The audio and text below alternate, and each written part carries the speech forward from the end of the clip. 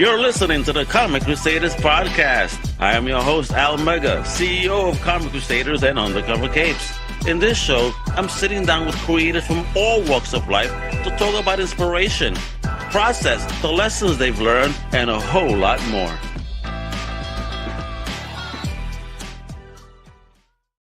Well, power of familia is your boy Al Mega. Welcome to a brand new Comic Crusaders podcast. And today, baby, we're going to be diving in head first into a dark, twisted, neon-soaked rabbit hole of Zero from Mad Cave Studios. Let me tell you, today we have the awesome creator behind this, all right?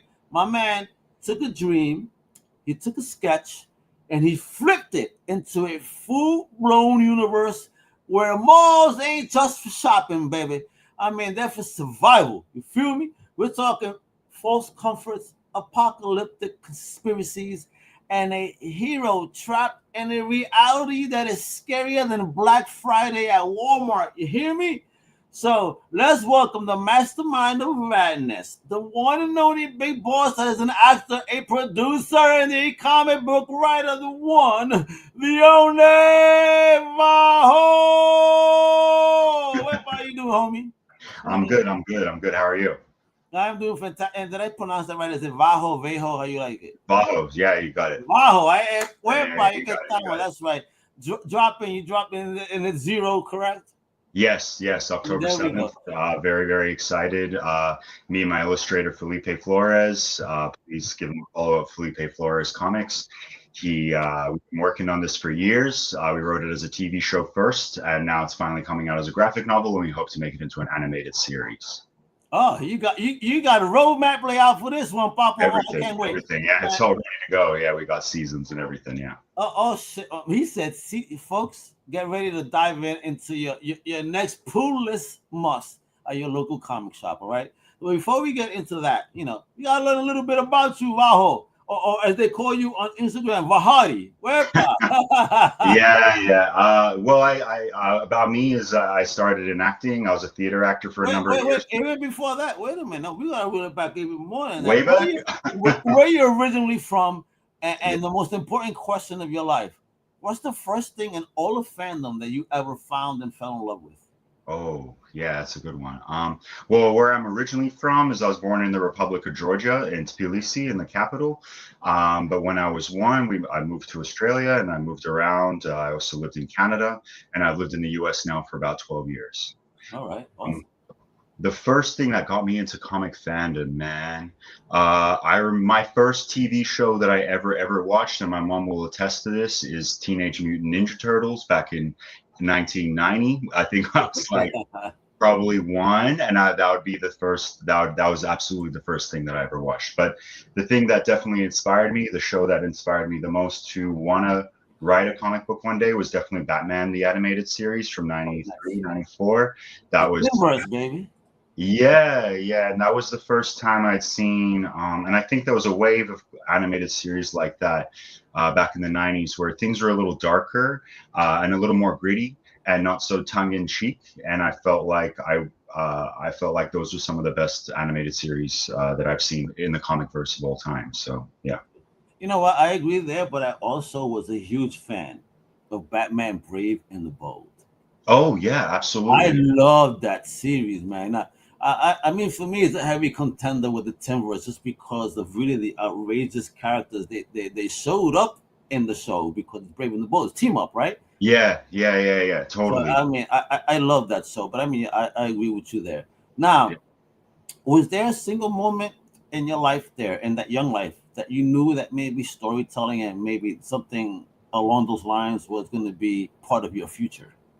Yeah, I think so. I've always been kind of a loner, so I was always just. Oh, no siblings or nothing like that? I got a sister too, but I'm 8 years younger, so I was already kind of grown, and I Oh spent a lot yeah, of you don't want no yeah. little kid around. You out of here. Yeah, I yeah, get you. yeah, yeah. So I was always like, for a lot of my childhood, I was kind of like floating around on my own, even when I was outside in my imagination. So I was always just kind of going with stories and making up scenarios in my head, to play along with my action figures or whatever. So I always felt like it could be something that I wanted to do, and I think started taking it more seriously, definitely in my 20s, and I started practicing and learning writing and like writing structures, and then acting, and then some theater directing, and all of those skill sets kind of combined. And then during COVID, it really pushed me to flip the switch and like really focus on the writing stuff. And this is where Zero was born, in the depths of COVID, for sure. Oh man, the COVID. Yeah. Again, what a time, right? Again, many people were locked in and complain, but those that are creators, it was basically the birth of their hustle, Yeah, no, right? 100%, And for nothing, 100%. it's crazy. I mean, again, give and take what COVID was, but for many, it was a springboard, if you will. Now, Yes. you're an actor, you're a producer, and now, holy shit, you're a comic book writer, kiddo. Now, Yeah. which hat to you feels the heaviest, and which like feels even the smoothest? Oh, well, I feel like writing to me is the smoothest because you have the most control. And I feel like with something like, I felt like with directing and producing, whether it was films or theater stuff, I felt like that was the most hectic for sure, the hardest, because you're juggling so many different things and everyone depends on you. But I felt like with writing, I can always make adjustments, and yeah, and like come and be with myself, and figure out things on my own. Yeah, I'll check in with my partner, with my co-creator all the time, obviously. But generally speaking, we have such a good workflow that my writing experience has been pretty easy and easygoing with him. So Felipe is Oh, excellent. just an awesome collaborator. Well, again, this is your first time in the comic book, and talk about Felipe. I like always to know a little bit about the promance. I mean, how did you Oh, meet Felipe? I mean, look, he's an incredible illustrator. I was a fan of his for 2 years before I even approached him on IG. So I'd been following him since 2018, and then he's known for doing a lot of pop culture illustrations. So he'll take Simpsons and do his own version of that. South Park, do his own version. Very eye-catching stuff. Movies. He's a cinephile to the max. So I immediately was a fan of his for years, and then during COVID, he put up an original piece, and it was actually this right here. Gave this to me on my birthday. I don't know if you guys can see it, but he put that frame up Yeah, right I see there. that right there. And I saw it on IG when I was doom scrolling during COVID, and he took it down a couple hours later, and I was like, "What was that?" Because I'd never seen him do anything original like that. And then from there, our conversation started, and I mean, his answer to me was, "What do you think it was?" And so from there, my mind just went, and I started blurting out all these like ideas that I thought that it could be, and it fortunately fell in line with what his vision was. So from then on, our relationship kind of just grew organically, and we started building on Nice. building on top of it, and now we got this. So I'm really blessed and grateful. So let's get into Zero then, brother.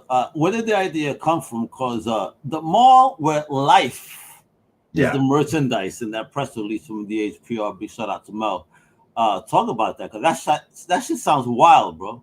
Yeah, I mean, it came from Felipe. He had a recurring dream over a week about. He had it like 5 times, I believe, and he just drew these two frames from that dream, and he couldn't get. It's like he was stuck in the mall and couldn't get out, and there was something he needed, and he didn't know what it was. And I felt like that was such a great subconscious metaphor for kind of like how we exist in the world.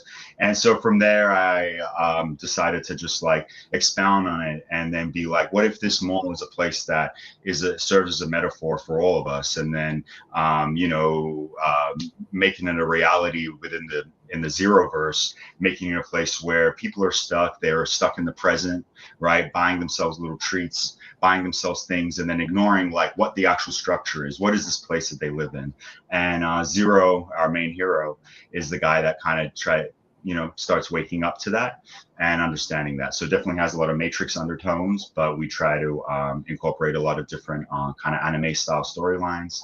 And this is first issue is a big introduction to a bigger universe and a bigger world. Oh my God, brother. That's and you got this with 2 panels. Yeah. I mean, I gotta know, what are you hangouts like, man? Is it at a pub? Are you at home? I mean, is it munchies? Is it greenery? I mean, Jesus Christ. I mean, for Felipe and I, we were virtual for the first year and a half. Like we didn't even talk to each other in person for like a year or something like that. And we're just calling each other and emailing each other for the longest time. We didn't even call each other for the first 6 months. So because this thing just started growing. This idea started growing beyond us. That neither of us, I felt like totally believed that it was going to work or something. So after it started working, we started getting traction. That's when we started meeting in real life. And honestly, we meet probably like once every like 2-3 months in person at a pub or just chilling at a cafe. And hang out, but most of our talks are over email and text and calling, because both of us also involve ourselves in other projects on the side too. So, yeah. Well, excellent. I'm going to be showing off a couple of pages in the moment, but Please. Let me ask you, because you're talking about that this is Felipe's dream. Yeah, but bro. What about you, bro? Have you ever had a crazy dream that you wanted to convert into a comic? Man, sometimes, yeah. Well, sometimes I use dreams for scripts and ideas that I got. I had one where it's like a musician on stage and stuck in a loop of a song, and he couldn't get out. But that, stuff like that. So yeah, we draw on our dreams a bunch. Sometimes they work, sometimes they don't work. But it's always cool to draw on inspiration from stuff like that, because all of that stuff is subconscious imagery that we repress or whatever, and having it manifested on a page can be scary at times, and but it can be really cool as a springboard for our imaginations. It can be really good. I want to ask, like, going back to the collaboration process, right? How do you two, because again, you're saying that this is maybe every 6 months or so, that you may meet every 3 months or so. How do you push each other creatively, or rather challenge each other? Yeah. And if so, do you try to go, who's crazier? Yeah, I mean, to be honest, the funny thing with us is that we do push each other, but not in a way that's pretty harsh or anything like that, because both of us accept each other's skill set independently, and we allow each other to work independently pretty well. If there's something that we need, we pitch it to each other and we tell each other reasons why. So I think it's always from a place of kind of like if I have a strong opinion about one direction and Felipe has one, we'll always come together and say, like, what's the best of both worlds, I mean. And we always give solid reasons as to why. And I feel like we don't ever get into any like crazy head-to-head battles about anything, because we agree on most stuff. Like, we have the same kind of music taste, movie taste. We're pretty in line with stuff like that. So I feel like it's been pretty effortless for us. We haven't had any crazy issues like that, or where we're like, nah, this is like the line and I can't cross this or something like that. A lot of times I'll go overboard with an idea and I'll tell him, yo, I'm about to like put up a bunch of information. There might be a lot of panels on this page. Tell me if that works for you. If it doesn't, I'll scale it back, So I'm kind of the one that goes overboard sometimes, and I tell him so he can pull me back a little bit, which I don't mind. So Excellent. Yeah. We're gonna start getting into this baby right here. I mean, look at this dope cover right here. So introduce us. Who are these 2 individuals on the cover? Oh yeah. So on the left is our main guy, Zero. On the right is Donna. That's his. Let's call her his girlfriend, I guess. But his shorty. That's his shorty. I don't want to give too much away. But yes, at one point for sure. And then also behind them, if you see the yellow slits and the mouth at the bottom, that's the outline, the silhouette of the magician. So he's kind of the creator of he is the creator of them all, and kind of the guy that is behind a lot of stuff. He's the architect, if you will. Absolutely. Gotcha. Yeah. And let's get into it, because again, man, look at this first page alone. Yeah. Once I saw this, I had an immediate throwback to 60s, 50s style comics. Yes. Bro, thank you. Thank you for bringing back just basic shit. Yes. I'm tired of the overpowering, the big splash page, just a couple of words, and let the art talk. No, listen, man. I mean, I want whenever I spend $5 on a fucking comic book, I want to sit more than 5 minutes reading it. You feel me? 100%, and I agree. And Felipe and I mean, Felipe did it in a pop maximalist style, and we really try to fit as much information as we can. I know a lot of people these days aren't crazy readers, but I am, and well, they need to exercise your brains, folks. That's what I'm saying. I mean, stuff like, Felipe and I are big fans of like guys like Alan Moore. Me personally, I love Grant Morrison, and those guys fit like so many words and so many things and ideas on one page, and I love that. And as you just said, like spending that much money, if it's $20 on a graphic novel, I want you to be sitting there for longer than just flipping it through like it's a coffee table book. So I mean, even look at this page, and again, I want you to notice something. You see that art style there? Yeah, that looks, and then look how the panel work and things start changing. You know, it's not from the same style. I mean, the way you flip things around, you really use a whole bunch of different patterns and styles from across years. You know, you don't stay firm to, this is the look for now, let me stay with this, which is, common, right? If there's a look, people stick with it, which I think sucks because now there's no uniqueness to it. You guys are going for uniqueness, I think. Yeah. I mean, look, the mall itself is a vintage place where a bunch of mishmash, like old school nostalgia things are all combined together. So we decided to do the style of the comic the same way. You know, that we want to do a mishmash of things that we grew up with, things that we adore, and put our heart and soul into it. So even in the structure and the paneling of the comic, we'll do the same philosophy as well. And even in the coloring, because here you got the color where you have the mishmash of the black and white. Yes. And it really pops, though, for real. Thank you.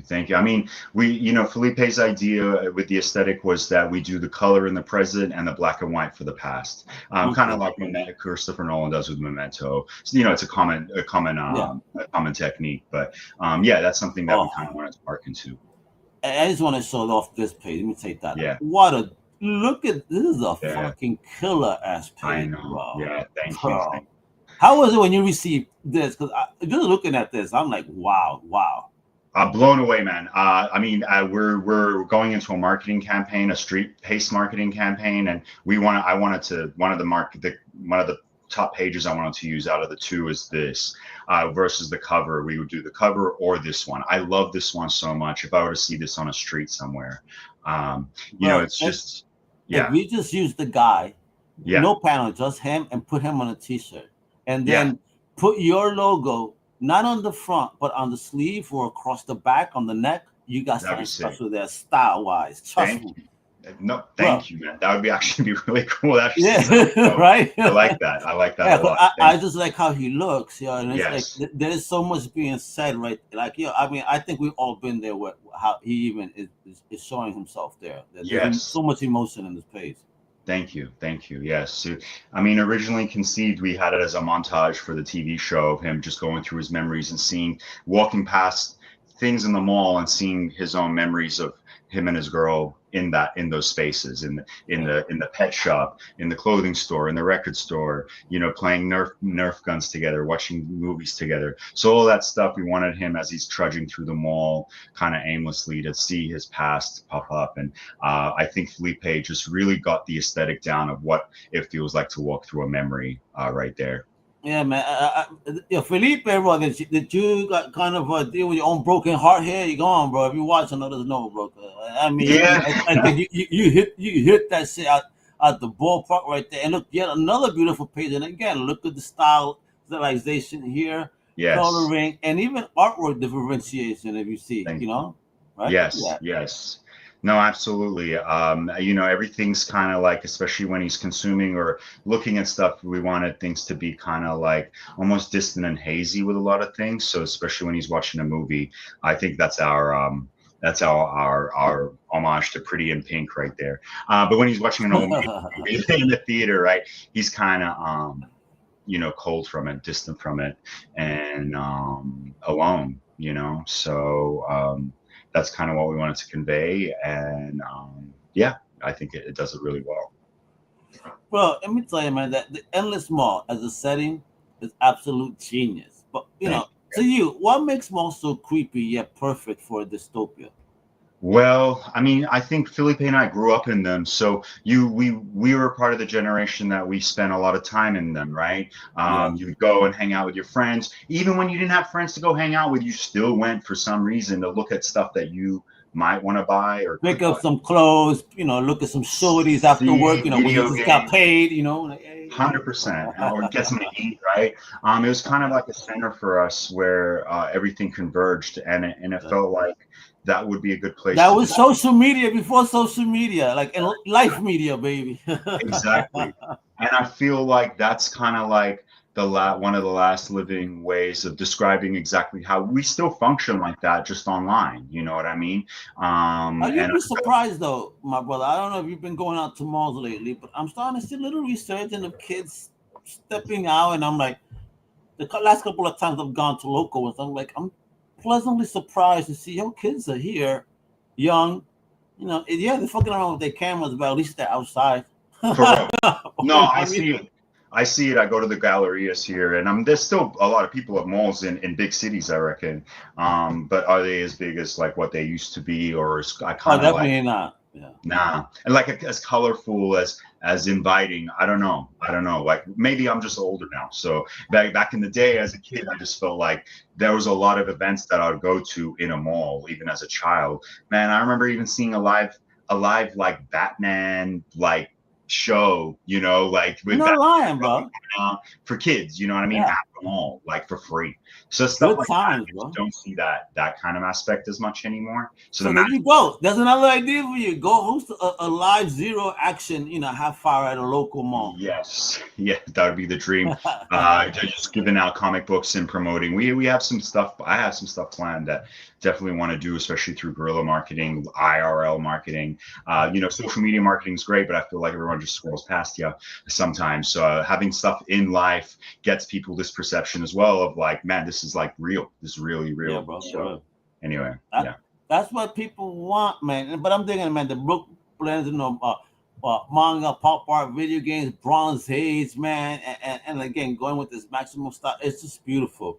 Thank you. Now, how did Mad Cave get involved in this whole romance of things and being the right home for this Oh project? yeah, yeah. I mean, so Felipe and I had been pitching this around with our manager as a TV show. So we met with a couple of showrunners, one from Sony, and like they were like excited about the work. They loved the project, but we were first timers. We had nothing behind us that proved anything. So our direction after that was to go through a graphic novel, publish a graphic novel through a legit publisher. And Mad Cave was the first one I think our manager emailed. So Oh, Mad okay. Cave just responded to us first, and we're like, great, we're excited. Like, we'd love to work with a small independent company, one that's on the come up, that's buying up quite a bit of solid IP. Yes, they And are. we liked that they gave us the freedom to really put our vision into practice without being overbearing with their own. I felt like Ooh, notes or there we anything like go. that. We were a little worried about that. Not that we wouldn't be open to collaborating and open to notes and stuff like that. We're very open people, but But Mad it's Cave your were really baby they're cool about talking about. Yeah, it's your baby they're talking about. And you got to be protective. It is still, there's something you created. You want to make sure that everybody has the best interest, in it. I that. get For real, that. Yeah, for and real, I'm for real. happy. I think I've heard nothing but good things about Mad Cave from most Yeah. every creator I've ever spoken to that has worked with them. So I'm happy that I continue hearing good things and that they allow you that creative freedom. Again, speaking of Mark London last year in New York, I mean, he was so enthused about all the new talent coming up and the new IPs, and I see that good energy and I got the good vibes. Definitely Thank Comic you. Crusaders approve when it comes to Mad Cave and what you guys are doing here. Now, talk to me about creative challenges. Like, what was the biggest creative challenge in creating this particular book, if you say? For myself as the writer, I think converting it from a 5-season TV show to 5 seasons. yeah, or even Diablo, my man was I ahead. mean that's yeah, that's the arcs that we got planned out. But I had about also 12 episodes for the first season, really beat by beat mapped out. 3 episodes written. So taking 12 episodes of the first season and trying to condense it into a 125, 127 page graphic novel, definitely a challenge. I wasn't expecting that, and the deadline was like 3 months. So I was just like, damn, like Oh, that was my geez. personal challenge. And how do I? But it got me to tell a story more efficiently, faster, to slim down some characters, to condense and combine some characters. And I think what we got is really good to set up what the bigger story will be, which would kind of think of this one as an introduction to the world. It still has a lot of stuff happening, but the introduction happens, and then after that, we plan on making it more of like a siege story, kind of like Attack on Titan in the later issues. So things will definitely stay in the mall. The mall will just become a different kind of beast. Oh, holy shit! I'm digging this. So, talk to me here though. If Zero had a soundtrack, oh yeah, what songs or genres would set the tone?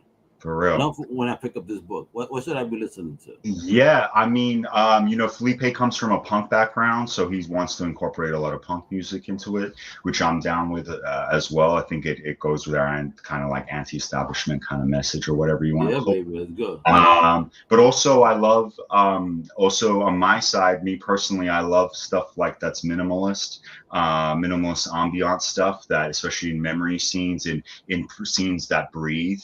I love things that are a little more IDM or electronica, kind of like Aphex Twin inspired, Boards of Canada inspired, things like that. DJ Shadow, those guys, I think. DJ Shadow been around a minute, but yeah. But those are the things that I love. I think they convey a lot of the emotion and the loneliness and the isolation that Zero feels. And so in those moments, I definitely want to go with something like that. And then also some fun, some cheesy, some 80s, old school 80s tunes. Don't put in pink songs and shit. It'd be like, I mean, 80s like old school pop hits and stuff, or recovers of those. Modern recovers could be really cool. That's kind of like the zone that we're operating in. And brother, let's talk about this, man. Cause listen, bro, Zero is dropping October 7th. That is New York Comic Con weekend, baby, dropping off. How hyped are you to finally let this beast out into the world? And of course, New York Comic Con is like, and there's rumors you're gonna be there. Is that true? What's going on? Yeah. I mean, I'm so excited to like drop it. I'm a little nervous, to be honest. Like that has been some nerves for me because this is my first comic, and so I'm definitely honestly, I am nervous. Not that I'm not worried about people liking it or something. It's just something else. I don't know what it is. It's from excitement or whatever. So, but I'm pumped. And yes, I'll definitely be there. I'm excited to be there. Don't be surprised if I dress as Zero, different versions of Zero. If I'm going to go to Comic-Con, might as well cosplay as the character I helped create. So, it's going to be a dream come true for sure. Fantastic. So let the fans know. So anyone that's going to New York Comic Con, what should they be in store for when it comes to your particular appearance? Definitely. I'll have an iteration. Well, I'll be dressed as the iteration that you see of Zero on the cover, most likely.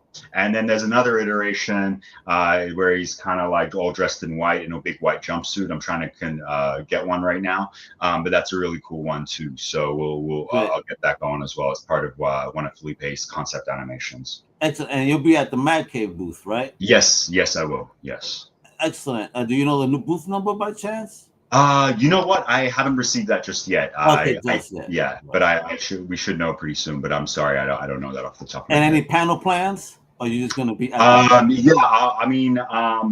We're supposed to be getting onto some panel of like new creators, I believe. That's kind of in the works right now, but we're waiting confirmation on that right now. Oh, fantastic! You see, that's a big thing. So outside of the con, and this being your first baby, any appearances elsewhere, anything that fans need to be in store for regarding your appearances, or even you chilling with Felipe somewhere? What's going on? Oh yeah, watch out for Felipe. I mean, Felipe has definitely some projects out there. He just did the tarot card deck for Mean Girls for Paramount. He did the tarot card deck for Christina Ricci's Cat Full of Spiders. He's just working on a new comic book with a musician right now. That's kind of on the wraps. I can't say too much, but that's what he's currently finishing up right now. That's why he can't be on the call today, because he's got some deadlines to meet. So yeah, definitely keep a lookout for him. Felipe Flores Comics on IG.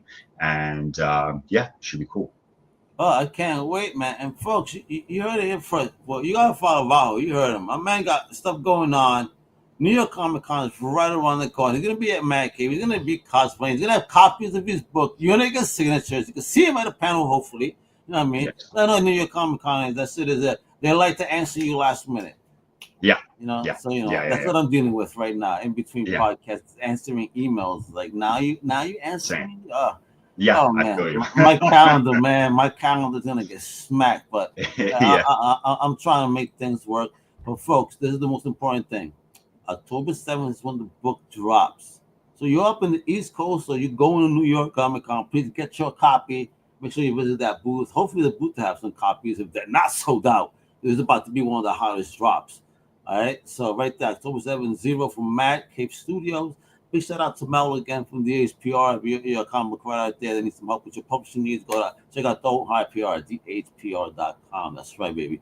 So any last word, me and Manito Vaho, let them know out there. Any last words for potential creators out there trying to take their steps again? You've been doing it all, but now this is your first comic. Yes. Holy shit, and congrats, because beautiful job. But you know, what are you telling people out there too if they want to achieve their dreams? I think stay true to your vision, stay true to your image, but also be open to collaboration. Those two things, if you can balance those well, you got, the sky's the limit. And then the last thing I'll say is that we'll have a wheat paste campaign going on in New York around the Comic Con. So keep a lookout for the covers. You'll see them on the streets of Manhattan around the Javits Center. So we might have some promotions going on around that. If you take pictures with it or whatever, you might get a free copy. So, but keep an eye out. You better keep them eyes open. This is a great creator. This is just the beginning. My man has over 5 seasons. So listen, before you even make this a TV show, we're about to get spoiled on this in the comic book universe. Make these comic books be worth thousands of dollars once they made it to a TV show. Oh, the first appearance is in this book. You know what I mean? That's what's going on. Thank you. I see what you guys do. Make the comic books totally dope and then unreachable for collectors. Yes. So the TV show drops. You know what? That's actually my last question. Before we go, for real, that's my really last one. Before I tell people once again to support, who's the dream role that if you cast anyone to be your main 2 characters, whether they're alive or dead, let's just talk about that. Fuck that overall. If you could imagine it, whatever dimension we could be in, who would you want cast? Ideal. I mean, first for the magician, I think someone like an Adam Driver or something would be cool. For Zero, it'd be some like new up and comer, I reckon. Someone unknown. I think that would work the best for Zero. So we don't have any like attachment of like, oh, I've seen him in this, and this. So but then surround him by stars and known people. But love to give someone a chance that no one knows about, but really works well with the attitude of it. That's the way to see. That's in the attitude, exactly. Give the next gen, the new person that. Stop giving the same roles to people. I hate that we have like people in Marvel playing 2 or 3 roles within. It's like, what the? Why? I don't understand. Whatever. I wish there was just more room for others, because there's plenty of great performers out there. I guarantee you that it has nothing to do with their talent or skill level. It just has to do with who they know or exposure, and how much money they can make back for the company. But I just feel like people want to see fresh faces, and fresh faces that can do the thing. So the best of the best should be offered the role, and that's just what I believe. Not to worry, kiddo, you're about to change the game, because when people see this, they're going to want the TV show, and then you're going to prove why and how that method's going to work, kiddo. I'm a fan of it. Let's go for the Vaho-verse, baby. Yeah. I think it. Me, gente, you know what it is right here. Please follow my big homie again on Instagram at Vahoti. That's VAHOTTY, all right? Make sure, again, to pick up the book. Right now, put that joint on your pull list for Mad Cave Studio Zero with an X. That's XERO. Drops October 7th, baby. Mad Cave Studios. Please do not miss this mind-bending pop art dystopia of madness brought to you by my man over here. All right? So it's Vaho, it's Felipe, it's Mad Cave, this is Omega, it's Comic Crusaders. You know what to do. Follow us just about everywhere. Comic Crusaders, show love and support, subscribe, turn on notifications as we speak to amazing individuals like my homie over here, all right? That's what we do. It's Comic Crusaders. We crusade for the best. Hasta la próxima, mi gente. ¡Huepa! Thank you for listening to the Comic Crusaders podcast. If you like the content, please subscribe and turn on notifications. Also, please visit comiccrusaders.shop and our extended podcast family over at undercovercapes.com. And also, make sure to download the Comic Crusaders app on the Google Play Store today.